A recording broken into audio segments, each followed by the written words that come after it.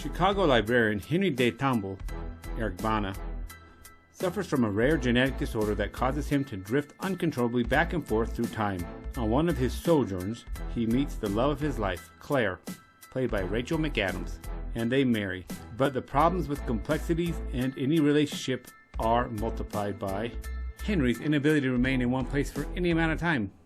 The Time Traveler's Wife is a 2009 movie based on the book of the same name. Now, according to my wife Carolyn, this movie doesn't hold a candle to the actual book. But I guess the question is this movie still worth the watch? That's what I'm here for. Let's find out.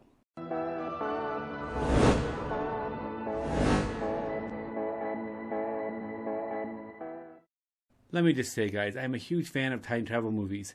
You put Rachel McAdams in there and put her in a love story, and I'm all in. I'm a huge fan of it. She's been in one other movie, too, if you recall, a little bit later, called About Time. Now, that movie was amazing. This one isn't that good. Don't get that excited. It's just not that complex of a movie.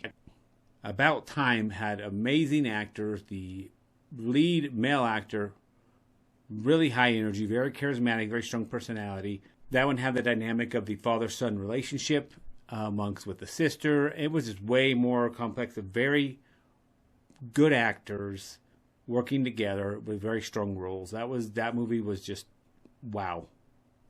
Time Traveler's Wife, however, is a decent movie. I did enjoy it. Amy McAdams does a great job as playing her usual calm, sweetheart, hometown girl thing that she normally does, which is definitely a role I see her often in. Mean Girls not included on that one. Then there's our lead protagonist, Eric Bana, who plays the main character. He is a good actor, a decent actor. He played in The Hulk, if you don't remember. I like him. He could just be a little flat, not really a real emotionally strong character, in my opinion. So maybe it's best that he would just stay playing more of the action hero type of movies. I just felt like he didn't pull a real strong emotional pull from me personally. In my personal opinion, Amy McAdams needs strong personalities, strong, charismatic other actors around her. This is when she works best. She almost kind of pulls them down a little bit, makes them more humble or something like that. Her alone and having someone who isn't as strong of an actor, in my personal opinion, kind of pulls her down a little bit more too.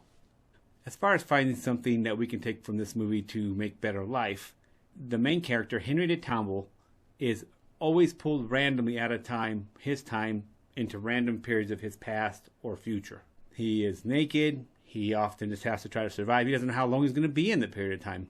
He may be in the time period for 2 minutes, 3 seconds, or 2 weeks.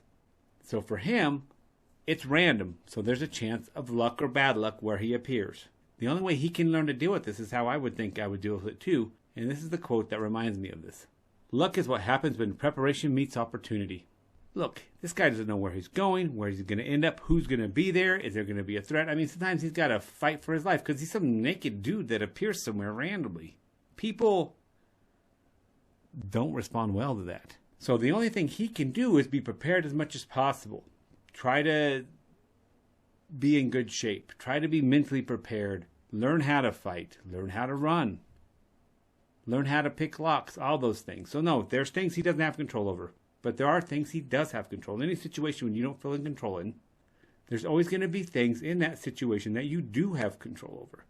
And that's what you have to change. You have to say, okay, well, I have control of this. This will favor me. Doing this thing will favor my odds of coming out of this well. And that's what this character Henry does on a regular basis. I think that's something that we could learn in our life building goal as well. So I guess the big question is, should you go see this movie? That's what we're all here for, right? I'm going to say, if you're a big fan of time traveler movies, yes, definitely should go see it. No, it's not going to break your... If you're kind of into time traveler movies, I don't know if it's going to really blow your mind or make you think it's amazing. Not as good as About Time, but it is a good movie. I enjoyed it, and I found myself wanting a little bit more from it, wanting a little bit more deeper meaning, a little bit deeper connection with the characters, the writers, actors, or whatever it was. There was some of that kind of made it not as exciting. I still enjoyed it, and that's why I'm giving the 2009 Time Traveler's Wife a 6.5 out of 10. 6.5 out of 10. Peace, yeah,